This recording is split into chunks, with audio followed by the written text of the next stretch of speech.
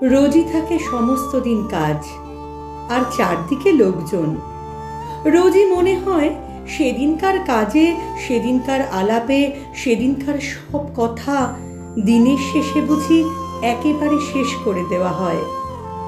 ভিতরে কোন কথাটি যে বাকি রয়ে গেল তা বুঝে নেবার সময় পাওয়া যায় না। আজ সকালবেলা মেঘের স্তবকে স্তবকে আকাশের বুক ভরে উঠেছে। আজও সমস্ত দিনের কাজ আছে সামনে, আর লোক আছে চারদিকে। কিন্তু আজ মনে হচ্ছে ভিতরে যা কিছু আছে বাইরে তা সমস্ত শেষ করে দেওয়া যায় না।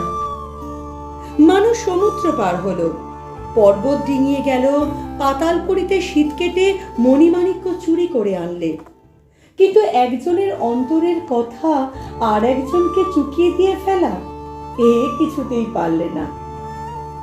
আজ মেঘলা দিনের সকালে সেই আমার বন্দি কথাটাই মনের মধ্যে পাখা ছাপতে মরছে।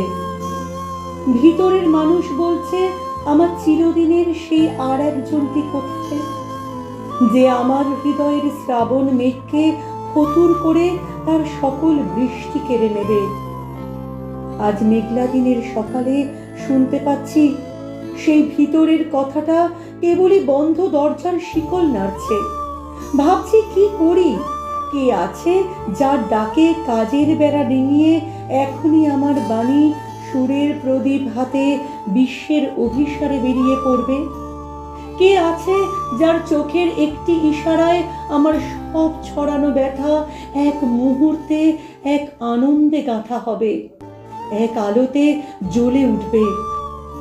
আমার কাছে ঠিক সুরটি লাগিয়ে চাইতে পারে যে, আমি তাকেই কেবল দিতে পারি।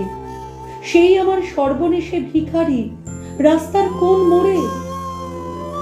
আমার ভিতর মহলের ব্যথা আজ গেরুয়া বসন পড়েছে, পথে বাহির হতে চায়, সকল কাজের বাহিরের পথে, যে পথ একটি মাত্র সরল তারের একতারার মতো কোন মনের মানুষের চলায় চলায় বাজছে।